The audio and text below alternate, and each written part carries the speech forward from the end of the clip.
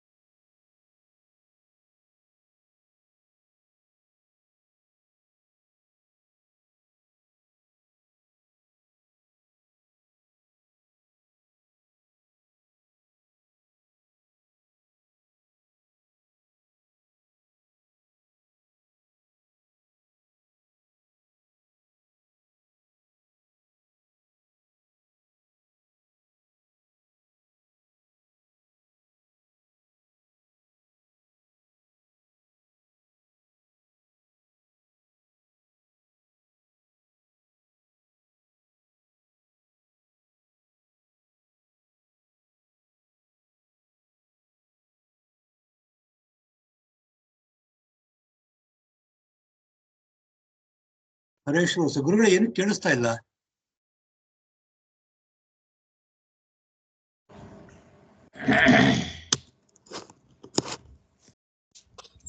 ಕೇಳಿಸ್ತಾ ಇರ್ಲಿಲ್ಲ. ಅದೇ 37ನೇ ಶ್ಲೋಕ ಅಂತ ಹೇಳಿದ್ರೆ ಆಮೇಲೆ ನನಗೆ ಏನು ಕೇಳಿಸ್ತಿಲ್ಲ. ಶ್ಲೋಕ ಓದಿದ್ದು ಕೇಳಿಸ್ತಾ ಇಲ್ಲ. 37ನೇ ಶ್ಲೋಕ ಹೇಳಿದ್ರೆ ಅಷ್ಟೇ ನನಗೆ. ತದಾ ವಿಮಾನಾವಲಿಭಿರ್ನಭಸ್ಥಲಂ ದಿದೃಕ್ಷತಾಂ ಸಂಕುಲಮಾಸನಾಕಿನಾಂ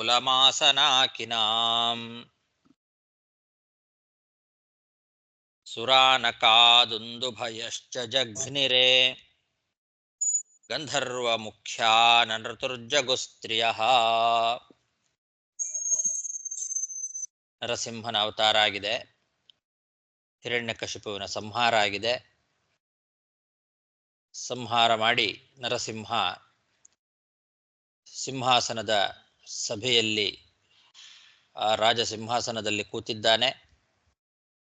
ದೇವತಾ ಸ್ತ್ರೀಯರೆಲ್ಲ ಸಂತೋಷದಿಂದ ಮತ್ತೆ ಮತ್ತೆ ಪುಷ್ಪವೃಷ್ಟಿಯನ್ನ ಮಾಡಿದರು ಅಂತ ಹಿಂದಿನ ಶ್ಲೋಕದಲ್ಲಿ ಹೇಳಿದರು. ಆ ಸ್ವಾಮಿ ಭಗವಂತನ ದರ್ಶನಕ್ಕೆ ಬಂದಂತಹ ದೇವತೆಗಳ ವಿಮಾನ ಆಕಾಶದಲ್ಲಿ ತುಂಬಿ ಹೋಗಿತ್ತು. ಆ ವಿಮಾನಗಳ ಸಮೂಹ, ದೇವತೆಗಳೆಲ್ಲ ನರಸಿಂಹನ ದರ್ಶನಕ್ಕೋಸ್ಕರ ಆಕಾಶದಲ್ಲಿ ವಿಮಾನದಲ್ಲಿ ಬಂದಿದ್ದಾರೆ. ಆಕಾಶ ಎಲ್ಲ ಆ ವಿಮಾನ ಸಮೂಹಗಳಿಂದ ತುಂಬಿಬಿಟ್ಟಿತ್ತು. ಆ ರೀತಿ ಆ ನರಸಿಂಹದೇವರ ದರ್ಶನಕ್ಕೋಸ್ಕರ ಎಲ್ಲ ದೇವತೆಗಳು ಬಂದಿದ್ದಾರೆ. ಆ ದೇವತೆಗಳ ನಗಾರಿಗಳು, ದುಂದುಬಿಗಳು ತಾವಾಗಿಯೇ ಮೊಳಗ್ತಾ ಇದ್ದಾವೆ. ಸುರಾನಕಾಹ ದುಂದುಭಯಶ್ಚ. ಆಮೇಲೆ ಗಂಧರ್ವರು, ಶ್ರೇಷ್ಠರಾದಂತಹ ಗಂಧರ್ವರುಗಳೆಲ್ಲ ಹಾಡು ಹೇಳಿದ್ದಾರೆ. ಆಮೇಲೆ ಅಪ್ಸರೆಯರು ನರ್ತನ ಮಾಡಿದ್ದಾರೆ. ಜಗೃಹು ಸ್ತ್ರೀಯ ಅಂದ್ರೆ ಅವರ ಹೆಂಡಂದಿರು ಅಪ್ಸರೆಯರು ಅವರೆಲ್ಲ ನರ್ತನ ಮಾಡಿದ್ದಾರೆ. ಗಂಧರ್ವರು ಹಾಡು ಹೇಳಿದ್ದಾರೆ. ಹೀಗೆ ನರಸಿಂಹದೇವರ ಸ್ತೋತ್ರ ಗುಣಗಾನ ನಡೀತಾ ಇದೆ. ತದಾ ವಿಮಾನಾವಲಿಭಿರ್ನಭಸ್ಥಲಂ ದಿದೃಕ್ಷತಾಂ ಸಂಕುಲಮಾಸನಾಕಿನಾಂ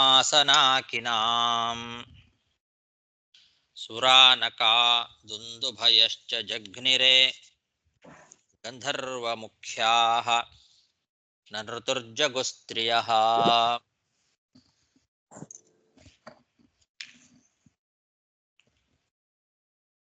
ತೌ ಪೌರಜ್ಯ ವಿಬುಧಾಃ ಬ್ರಹ್ಮೇಂದ್ರಗಿರಿಶಾದಯಃ ಋಷಯಃ ಪಿತರಃ ಸಿದ್ಧಾಃ ವಿದ್ಯಾಧರಮಹೋರಗಾಃ ಮನವಃ ಪ್ರಜಾನಾಂ ಪತಯೋ ಗಂಧರ್ವಾಪ್ಸರಚಾರಣಾಃ ಯಕ್ಷಾ ಕಿಂ ಪುರುಷಾಸ್ತಾತ ವೇತಾಲಾಃ ಸಹ ಕಿನ್ನರಾಃ ತೇ ವಿಷ್ಣುಪಾರ್ಷದಾಃ ಸರ್ವೇ ಸುನಂದಕುಮುದಾದಯಃ ಮೂರ್ಧ್ನಿ ಬದ್ಧಾಂಜಲಿಪುಟಾಃ ಆಸೀನಂ ತೀವ್ರತೇಜಸಂ ಈಡಿರೆ ನರಶಾರ್ದೂಲಂ ನಾತಿದೂರಚರಾ ಪೃಥಕ್. ನಾರದ ಮಹರ್ಷಿಗಳು ಧರ್ಮರಾಜನನ್ನು ಕುರಿತು ಈ ಕಥೆಯನ್ನು ಹೇಳ್ತಾ ಇದ್ದಾರೆ. ಎಲೆ ಧರ್ಮರಾಜ,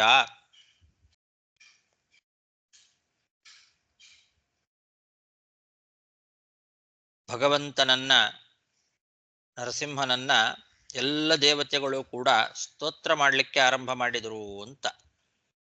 ಯಾರ್ಯಾರು?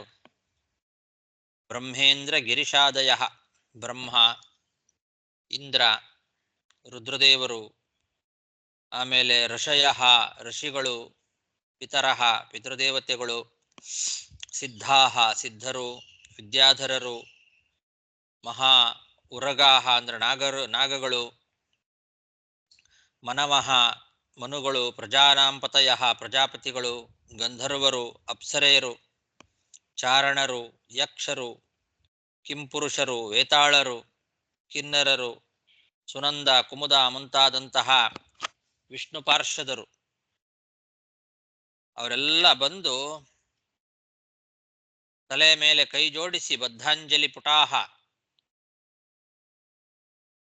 ಅವರೆಲ್ಲ ಸ್ವಲ್ಪ ದೂರದಲ್ಲೇ ನಿಂತು ಸ್ತೋತ್ರ ಮಾಡಲಿಕ್ಕೆ ಪ್ರಾರಂಭ ಮಾಡಿದ್ದಾರೆ.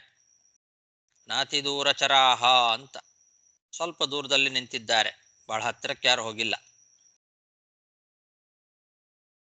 ನರಸಿಂಹ ತೀವ್ರ ತೇಜಸಂ ಆಸೀನಂ, ತೀವ್ರವಾದ ತೇಜಸ್ಸಿನಿಂದ ಬೆಳಗ್ತಾ ಇದ್ದಾನೆ.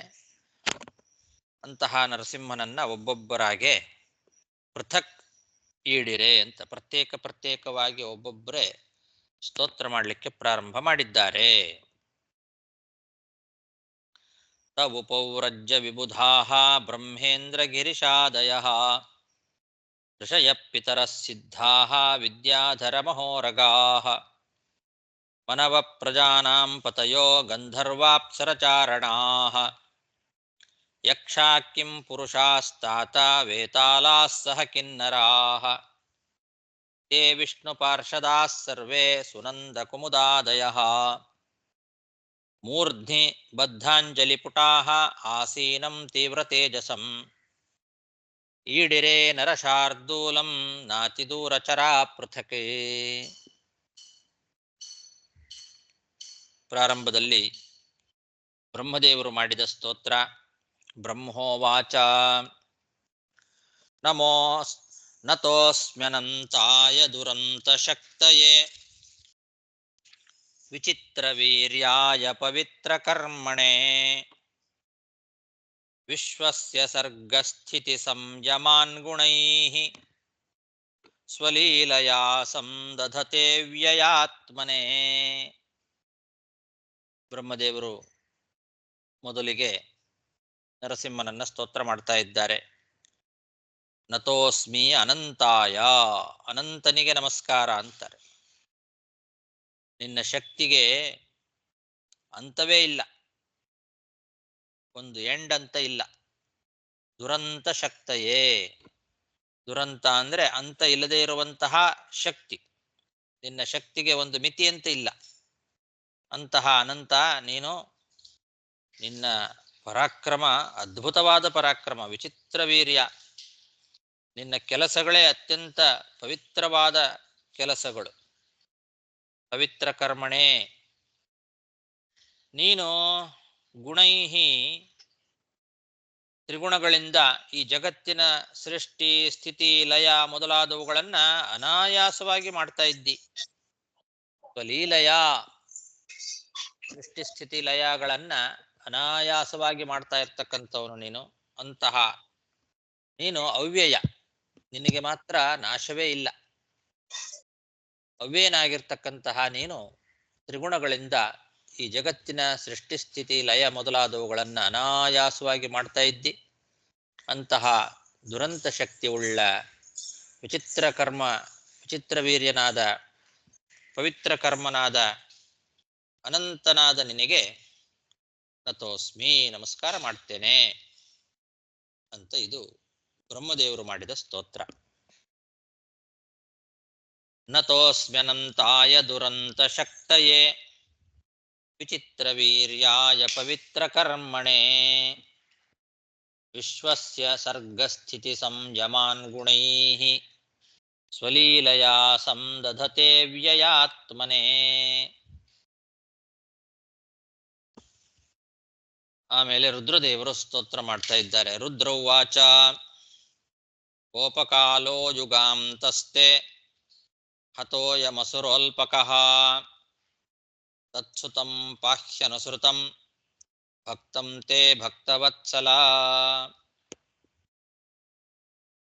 ರುದ್ರದೇವರು ಭಗವಂತನನ್ನ ಭಕ್ತವತ್ಸಲ, ನಿನ್ನ ಕೋಪಕ್ಕೆ ಇದು ಕಾಲ ಅಲ್ಲ, ಈಗ್ಯಾಕೆ ಕೋಪ ಮಾಡ್ಕೊಳ್ತಾ ಇದ್ದಿ? ನಿನ್ನ ಕೋಪಕ್ಕೆ ತಕ್ಕದಾದಂತಹ ಕಾಲ ಅಂದ್ರೆ ಅದು ಯುಗಾಂತ ಕಾಲ, ಅಂತ್ಯಕಾಲ, ಪ್ರಳಯ ಕಾಲ. ಯುಗಾಂತ ಕಾಲದಲ್ಲಿ, ಪ್ರಳಯ ಕಾಲದಲ್ಲಿ ನೀನು ಕೋಪ ಮಾಡಿಕೊಳ್ಬೇಕು. ಅದು ನಿನ್ನ ಕೋಪಕ್ಕೆ ತಕ್ಕದಾದಂತಹ ಕಾಲ. ಇದಲ್ಲ. ಈಗ ಈ ಅಲ್ಪ ಇವನು ಹಿರಣ್ಯಕಶಿಪು, ಆ ಅಲ್ಪನಾದಂತಹ ಆ ಅಸುರನನ್ನ ಸಂಹಾರ ಮಾಡಿ ಆಯ್ತು, ಮತ್ತು ಯಾಕೆ ಕೋಪ ಮಾಡ್ತಾ ಇದ್ದಿ ಅಂತಾರೆ. ಯುಗ ಪ್ರಳಯವನ್ನ ಇವನ ಕೈಯಿಂದಲೇ ಮಾಡಿಸೋದಲ್ವಾ, ಅದಕ್ಕೆ ಹಾಗೆ ಸ್ತೋತ್ರ ಮಾಡ್ತಾ ಇದ್ದಾರೆ ರುದ್ರದೇವರು. ಬ್ರಹ್ಮನ ಮೂಲಕವಾಗಿ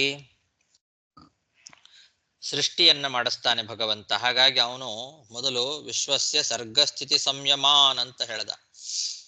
ಈ ಜಗತ್ತಿನ ಸೃಷ್ಟಿ ಸ್ಥಿತಿ ಲಯಗಳನ್ನ ನೀನು ಅನಾಯಾಸವಾಗಿ ಮಾಡ್ತಾ ಇದ್ದಿ, ನಿನಗೆ ನಾಶ ಇಲ್ಲ ಅಂತ. ಅಂದ್ರೆ ನಮಗೆಲ್ಲ ನಾಶ ಇದೆ, ನಾವೆಲ್ಲ ವಿಶ್ವಸ್ಥಿತಿ ಸರ್ಗಗಳನ್ನ ಸುಮ್ಮನೆ ಹೆಸರಿಗೆ ಮಾಡ್ತೇವೆ, ನೀನೇ ಎಲ್ಲ ಮಾಡೋನು ಅಂತ ಬ್ರಹ್ಮದೇವರು ಸ್ತೋತ್ರ ಮಾಡಿದ್ದಾರೆ ಆ ಅಭಿಪ್ರಾಯದಿಂದ. ಈಗ ರುದ್ರದೇವರು ಪ್ರಳಯ ಕಾರಕರು ಅಂತ ಪ್ರಸಿದ್ಧ. ಅದಕ್ಕೆ ರುದ್ರದೇವರೇ ಸ್ತೋತ್ರ ಮಾಡ್ತಾ ಇದ್ದಾರೆ ನರಸಿಂಹನನ್ನ. ನೀನೇ ಪ್ರಳಯ ಕಾಲದಲ್ಲಿ ಕೋಪ ತಾಳ್ತಕ್ಕಂಥವನು, ಅದು ನಿನ್ನ ಕೋಪಕ್ಕೆ ತಕ್ಕದಾದಂತಹ ಕಾಲ. ಕೋಪಕಾಲೋ ಯುಗಾಂತಹಾತೆ. ಈಗ ಕೋಪ ಪ್ರದರ್ಶನ ನೀನು ಮಾಡಿದ್ದಿ ಯಾಕೆ? ಈ ಅಸುರ ಸಂಹಾರಕ್ಕೋಸ್ಕರ. ಆಯ್ತದು, ಅವನು ಮಹಾ ಅಲ್ಪ, ಅಂತಹ ಅಲ್ಪನಾದ ಅಸುರನನ್ನ ಸಂಹಾರವನ್ನ ಮಾಡಿ ಆಯ್ತು. ಈಗ ಅವನ ಮಗ ಭಕ್ತ ಶರಣಾಗತನಾಗಿದ್ದಾನೆ ನಿನ್ನಲ್ಲಿ. ಅಂತಹ ಶರಣಾಗತನಾದ ಆ ಭಕ್ತನಾದ ಅವನ ಮಗನನ್ನ ರಕ್ಷಣೆ ಮಾಡು ಅಂತ ಹೀಗೆ ರುದ್ರದೇವರು ಸ್ತೋತ್ರ ಮಾಡ್ತಾ ಇದ್ದಾರೆ. ರುದ್ರೌವಾಚ ಕೋಪಕಾಲೋ ಯುಗಾಂತಸ್ತೆ ಹತೋಯಮಸುರೋಲ್ಪಕಃ ತತ್ಸುತಂ ಪಾಹ್ಯನುಸೃತಂ ಭಕ್ತಂ ತೇ ಭಕ್ತವತ್ಸಲ.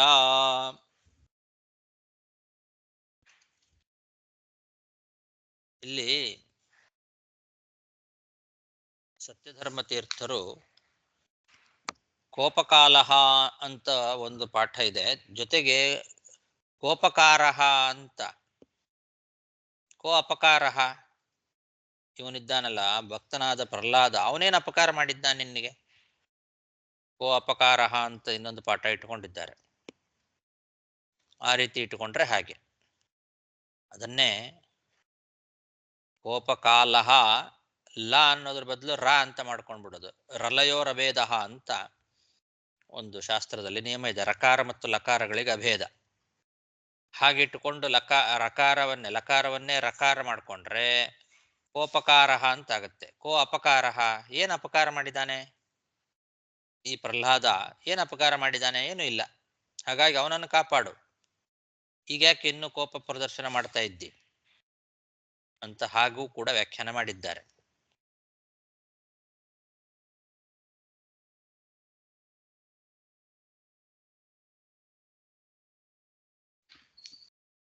ಮುಂದೆ ಇಂದ್ರದೇವರು ಸ್ತೋತ್ರ ಮಾಡ್ತಾ ಇದ್ದಾರೆ. ತಾರತಮ್ಯಾನುಸಾರವಾಗಿ ಬ್ರಹ್ಮ ಆದ ಮೇಲೆ ರುದ್ರ, ರುದ್ರ ಆದ ಮೇಲೆ ಇಂದ್ರ. ಇಂದ್ರ ಉವಾಚ ಪ್ರತ್ಯಾನೀತಾ ಪರಮಭವತಾತ್ರಾಯತಾನ ಸ್ವಭಾಗಾಃ ದೈತ್ಯಾಕ್ರಾಂತಂ ಹೃದಯ ಕಮಲಂ ತ್ವದ್ಗೃಹಂ ಪ್ರತ್ಯಬೋಧಿ ಕಾಲಗ್ರಸ್ತಂ ಕಿಯದಿದಮಹೋ ನಾಥ ಶುಶ್ರೂಷತಾಂ ತೇ ಮುಕ್ತಿಸ್ತೇಷಾಂ ನಹಿ ಬಹುಮತಾ ನಾರಸಿಂಹ ಪರೈಕ್ಕಿಂ. ಇಂದ್ರದೇವರು ಭಗವಂತನನ್ನ ಸ್ತೋತ್ರ ಮಾಡುತ್ತಾ, ಸರ್ವೋತ್ತಮ, ನೀನು ನಮಗೆ ರಕ್ಷಕನಾಗಿ ಬಂದು ನಮ್ಮ ಯಜ್ಞ ಭಾಗಗಳನ್ನ ತಿರುಗಿ ನಮಗೆ ತಂದು ಕೊಟ್ಟಿದ್ದಿ ಅಂತ. ಯಾಕೆಂದ್ರೆ ಇಷ್ಟು ದಿವಸ ಇಂದ್ರಾದಿಗಳಿಗೆ ಸೇರಬೇಕಾದ ಯಜ್ಞದ ಭಾಗಗಳನ್ನೆಲ್ಲ ಹಿರಣ್ಯಕಶಿಪು ತಾನೇ ತಗೊಳ್ತಾ ಇದ್ದ. ಅದಕ್ಕೆ ಭಗವಂತನನ್ನ ಸ್ತೋತ್ರ ಮಾಡ್ತಾ ಹೇಳುತ್ತಾನೆ, ಇಂದ್ರ, ಯಜ್ಞ ಭಾಗಗಳನ್ನ ತಿರುಗಿ ನಮಗೇ ತಂದು ಕೊಟ್ಟಿದ್ದಿ. ನೀನು ನಮ್ಮನ್ನು ರಕ್ಷಣೆ ಮಾಡ್ಲಿಕ್ಕೋಸ್ಕರ ಬಂದಿದ್ದಿ. ನಹ ಸ್ವಭಾಗಾಹ ಪ್ರತ್ಯಾನೀತಾಹ, ನಮಗೆ ಬರಬೇಕಾದಂತಹ ಭಾಗ, ಆ ಯಜ್ಞದ ಹವಿರ್ಭಾಗ ನಮಗೆ ಬಂತು. ನೀನೇ ತಂದು ಕೊಟ್ಟಿದ್ದಿ, ನಮಗೆ ರಕ್ಷಕನಾಗಿ ಬಂದಿದ್ದಿ. ಈ ದೈತ್ಯ ಹಿರಣ್ಯಕಶಿಪು ನಮ್ಮ ಮೇಲೆ ಆಕ್ರಮಣ ಮಾಡಿ ನೀನು ವಾಸ ಮಾಡಿಕೊಂಡಿರಬೇಕಾದಂತಹ ಸ್ಥಾನ ನಮ್ಮ ಹೃದಯ ಕಮಲ, ಅದನ್ನ ಅವನು ಆಕ್ರಮಣ ಮಾಡಿಕೊಂಡು ಮುಚ್ಚಿಬಿಟ್ಟಿದ್ದ. ನಮ್ಮ ಹೃದಯ ಕಮಲವನ್ನೇ ಮುಚ್ಚಿ ಹಾಕಿ ಬಿಟ್ಟಿದ್ದ ಆ ದೈತ್ಯ. ಅದನ್ನ ನೀನು ಮತ್ತೆ ಅರಳಿಸಿದ್ದಿ, ನಮ್ಮ ಹೃದಯ ಕಮಲವನ್ನ ಅರಳಿಸಿದ್ದಿ ನೀನು. ಆ ಹೃದಯ ಕಮಲ ಮುಚ್ಚಿ ಹೋಗಿತ್ತು. ಈ ದೈತ್ಯ ತಾನು ಆಕ್ರಮಣ ಮಾಡಿ ನೀನು ವಾಸ ಮಾಡಿಕೊಂಡಿರಬೇಕಾದಂತಹ ಹೃದಯ ಕಮಲವನ್ನ ಮುಚ್ಚಿ ಹಾಕಿಬಿಟ್ಟಿದ್ದ. ಅದನ್ನ ನೀನು ಬಂದು ಮತ್ತೆ ನಮ್ಮ ಆ ಹೃದಯ ಕಮಲವನ್ನ ಅರಳಿಸಿದ್ದಿ. ದೈತ್ಯಾಕ್ರಾಂತಂ ಹೃದಯ ಕಮಲಂ ತ್ವದ್ಗೃಹಂ, ನಿನ್ನ ಮನೆ ಅದು. ಅಂದ್ರೆ ನಮ್ಮ ಹೃದಯ ಕಮಲ ನಿನ್ನ ಮನೆ, ನೀನು ವಾಸಸ್ಥಾನ, ನೀನು ವಾಸ ಮಾಡಿಕೊಂಡಿರಬೇಕಾದಂತಹ ಸ್ಥಾನ ಅದು. ಆದರೆ ಅವನು ಬಂದು ದೈತ್ಯ ಮುಚ್ಚಿ ಹಾಕಿಬಿಟ್ಟಿದ್ದ ಆ ಹೃದಯ ಕಮಲವನ್ನ. ಈಗ ನೀನು ಬಂದು ಅರಳಿಸಿದ್ದಿ, ಪ್ರತ್ಯಬೋಧಿ. ಆಮೇಲೆ ಎಲೆ ನರಸಿಂಹ, ನಾಥ, ಒಡೆಯನೇ, ನಿನ್ನನ್ನ ಯಾರು ಸೇವೆ ಮಾಡ್ತಾರೋ, ಶುಶ್ರೂಷತಾಂ, ಶುಶ್ರೂಷೆ ಮಾಡುವವರಿಗೆ ಈ ಯಜ್ಞ ಭಾಗ ಅನ್ನೋದು ಅದೇನ್ ದೊಡ್ಡ ಮಹಾ. ಕಿಯತ್ ಇದಂ, ಯಜ್ಞದ ಭಾಗವನ್ನ ನೀನು ತಲುಪಿಸ್ತಿದಿ ಅಂತನ್ನೋದು ಅದೇನ್ ದೊಡ್ಡ ಮಹಾ. ಅದೇನಿದ್ರು ಅಲ್ಪ ಕಾಲದಲ್ಲಿ ಬರತ್ತೆ ಹೋಗತ್ತೆ. ಅವರಿಗೆ ನೀನು ಶಾಶ್ವತವಾದ ಮೋಕ್ಷವನ್ನೂ ಕೂಡ, ಮಹಾಫಲ ಅನ್ನೋ ಭಾವನೆ ಅವರಿಗಿಲ್ಲ ಅಂದ ಮೇಲೆ ಬೇರೆ ಕ್ಷಣಿಕವಾದ ಫಲಗಳಿಂದ ಏನು ಫಲ ಅಂತ. ಅಂದ್ರೆ ಭಗವಂತನ ಸೇವೆ ಮಾಡತಕ್ಕಂಥವ್ರೇನಿದ್ದಾರೆ ದೇವತೆಗಳು, ಅವರಿಗೆ ಮೋಕ್ಷವೂ ಕೂಡ ಅದೇನು ದೊಡ್ಡ ಮಹಾಫಲ ಅಂತ ಭಾವನೆ ಇಲ್ಲ. ಭಗವಂತನ ಆರಾಧನೆ ಮಾಡೋದ್ರಲ್ಲೇನೆ ಅವರಿಗೆ ಸುಖ. ಮೋಕ್ಷವೂ ಕೂಡ ಅಂಥ ದೊಡ್ಡ ಫಲ ಅಂತ ಅನ್ಸೋದಿಲ್ಲ ಅವರಿಗೆ. ಕಿಯತ್ ಫಲಂ ಅಂತ. ಅದೇನು ದೊಡ್ಡ ಫಲ? ಹೀಗಿರುವಾಗ ಈ ಅಲ್ಪವಾದ ಯಜ್ಞಭಾಗಗಳ ಪ್ರಾಪ್ತಿ ಅಂತನ್ನೋದು ಅದೇನು ದೊಡ್ಡ ಮಹಾ ಅಲ್ಲ.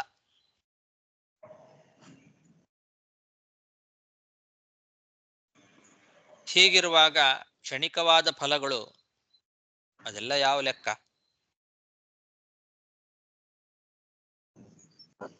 ನೀನು ಕೊಡುವಂಥದ್ದು ಶಾಶ್ವತವಾದ ಮೋಕ್ಷ ಅವರಿಗೆ, ಅದು ಕೂಡ ಅವರಿಗೆ ಮಹಾಫಲ ಅನ್ನೋ ಭಾವನೆ ಇಲ್ಲ. ಮುಕ್ತಿ ತೇಷಾಂ ನಹಿ ಬಹುಮತ, ಅವರಿಗೆ ಮುಕ್ತಿಯೂ ಕೂಡ ಬಹುಮತ ಅಲ್ಲ, ಅದು ಕೂಡ ದೊಡ್ಡ ಮಹಾ ಅಂತೇನಿಲ್ಲ ಅವರಿಗೆ. ಹೀಗಿರುವಾಗ ಕ್ಷಣಿಕವಾದ ಫಲಗಳಿಂದ ಏನು ಫಲ?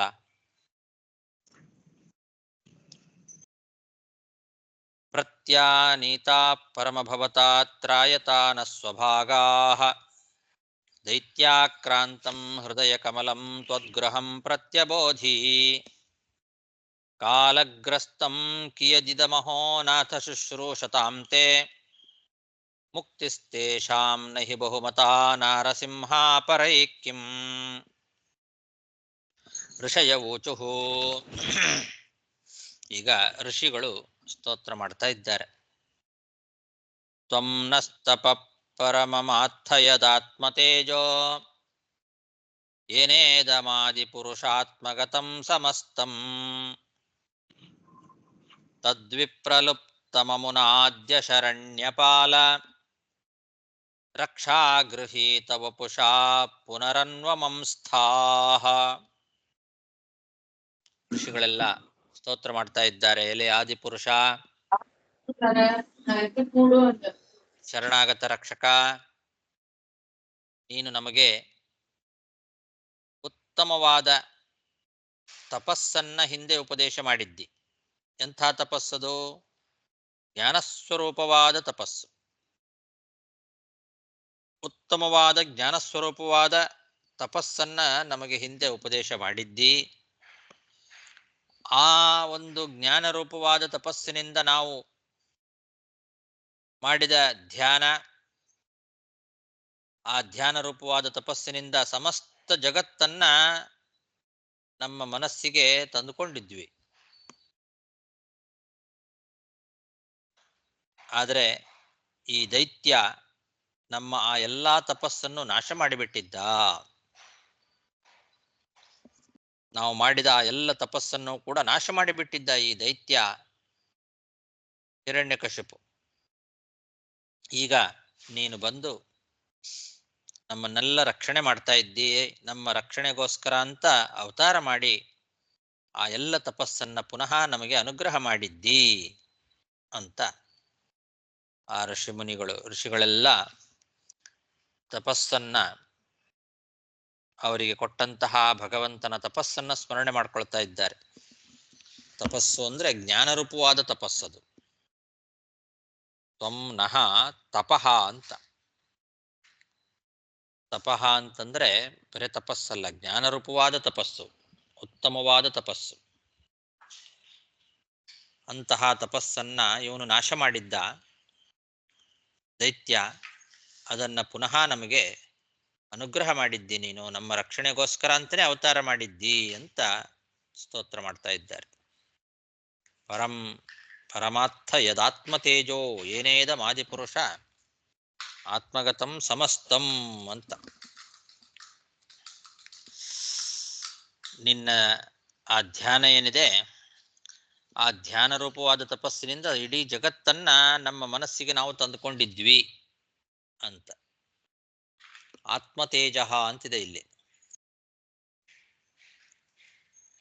ಮೇಲ್ನೋಟಕ್ಕೆ ಆತ್ಮತೇಜ ಅಂತಂದ್ರೆ ನರಸಿಂಹನ ಸ್ವರೂಪಭೂತವಾದ ತಪಸ್ಸನ್ನ ದೈತ್ಯ ಹಾಳು ಮಾಡಿದ್ದ ಅಂತ ಆ ರೀತಿ ಹೇಳದಂತೆ ಕಾಣ್ತದೆ. ನರಸಿಂಹನ ಸ್ವರೂಪಭೂತವಾದ ತಪಸ್ಸನ್ನ ದೈತ್ಯ ಹಾಳು ಮಾಡಿಲ್ಲ, ಅದು ಸಾಧ್ಯವೂ ಇಲ್ಲ ಅವನ ಕೈಯಿಂದ ಮಾಡಲಿಕ್ಕೆ. ಅದಕ್ಕೆ ನಾಶವೂ ಇಲ್ಲ. ಭಗವಂತನ ಸ್ವರೂಪಭೂತವಾದ ತಪಸ್ಸೇನಿದೆ ಅದು ಹಾಳಾಗಲಿಕ್ಕೆ ಸಾಧ್ಯವೇ ಇಲ್ಲ. ಮೇಲ್ನೋಟಕ್ಕೆ ಹಾಗೆ ಕಾಣಿಸ್ತದೆ. ಬೇರೆ ವ್ಯಾಖ್ಯಾನಕಾರರೆಲ್ಲ ಹಾಗೆ ವ್ಯಾಖ್ಯಾನ ಮಾಡಿಬಿಟ್ಟಿದ್ದಾರೆ. ಯದಾತ್ಮತೇಜ ಆತ್ಮತೇಜ ಅಂತನ್ನೋ ಶಬ್ದಕ್ಕೆ ಅವರು ನರಸಿಂಹನ ಸ್ವರೂಪಭೂತವಾದ ತೇಜಸ್ಸು ಅಂತಾನೆ ಅರ್ಥ ಮಾಡಿದ್ದಾರೆ. ಶ್ರೀಧರಿಯ ವ್ಯಾಖ್ಯಾನದಲ್ಲಿ ಆಗಿದೆ.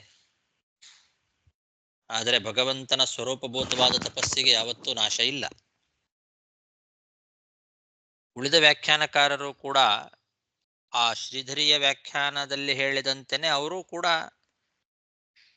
ಹಾಗೆ ಅರ್ಥ ಇಟ್ಟುಕೊಂಡಿದ್ದಾರೆ. ಮತ್ತೆ ಇನ್ನೊಂದೇನು ಅಂದ್ರೆ ಅಲ್ಲಿ ಆತ್ಮಗತಂ ಸಸರ್ಜ ಅಂತನ್ನೋ ಪಾಠ ಇಟ್ಕೊಂಡಿದ್ದಾರೆ. ಏನೇದಮಾದಿ ಪುರುಷಾತ್ಮಗತಂ ಸಮಸ್ತಂ ಅಂತ ಅಲ್ಲಿರೋದು.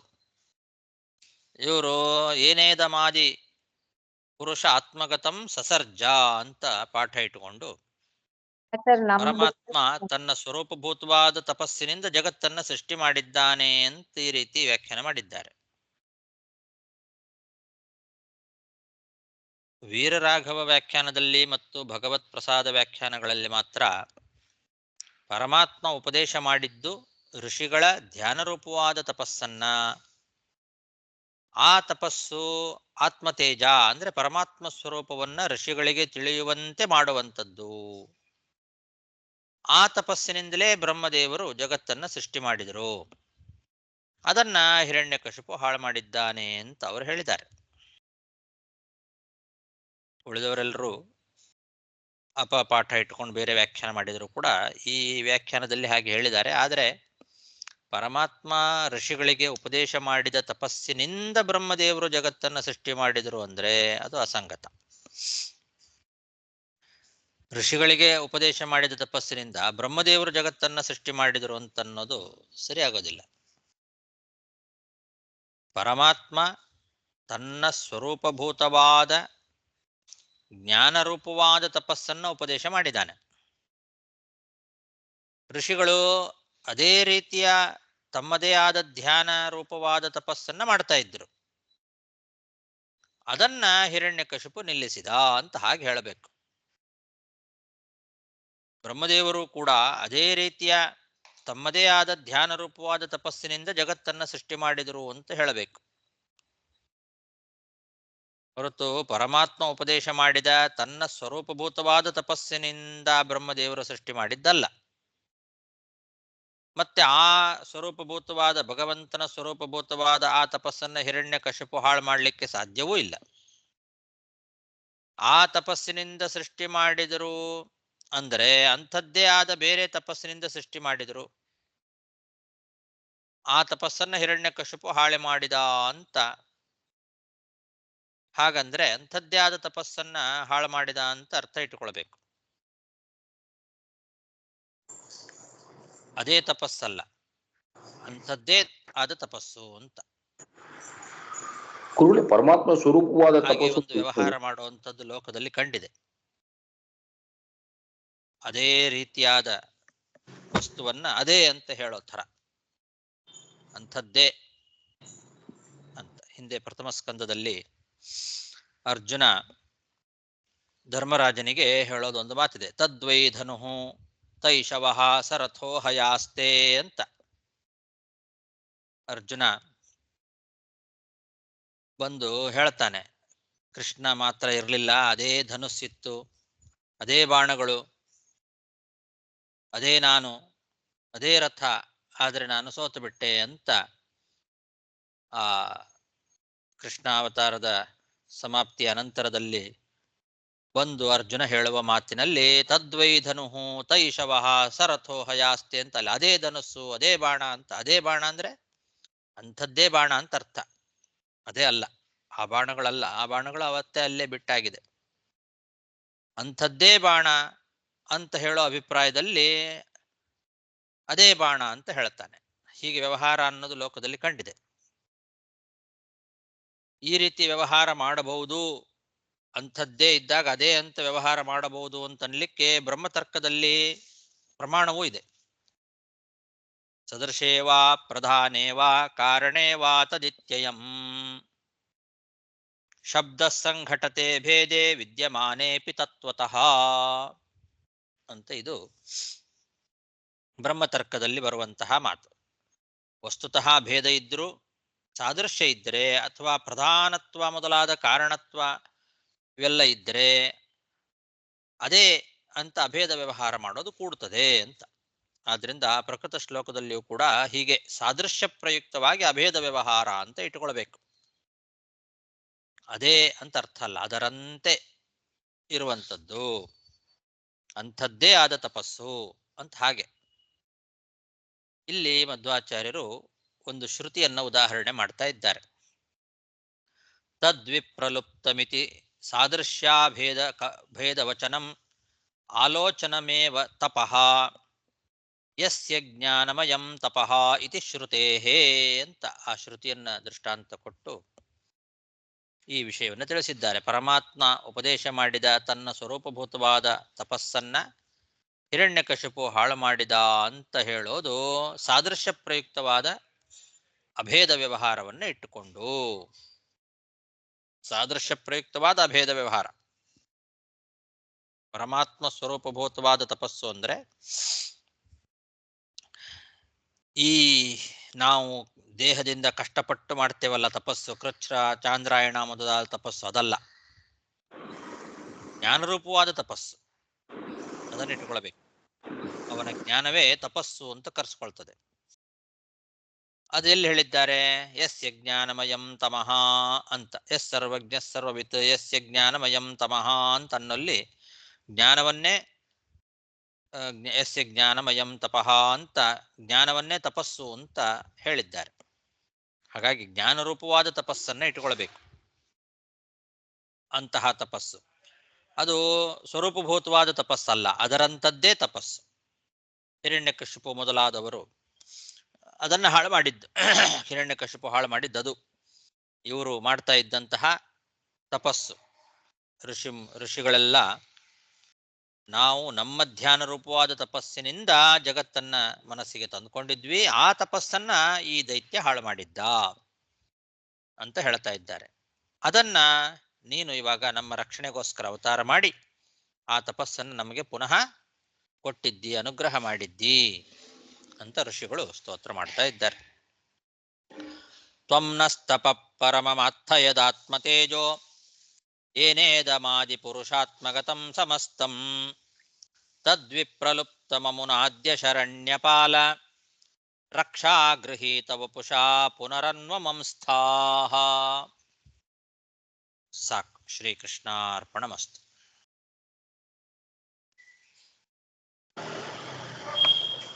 ಗುರುಗಳೇ, ಭಗವಂತನ ಜ್ಞಾನ ಸ್ವರೂಪವಾದ ತಪಸ್ಸು ಅಂದ್ರೆ ಏನ್ ಹೇಳಿದ್ರಲ್ಲ, ಏನದು? ನಮಸ್ಕಾರ ಗುರುಗಳೇ.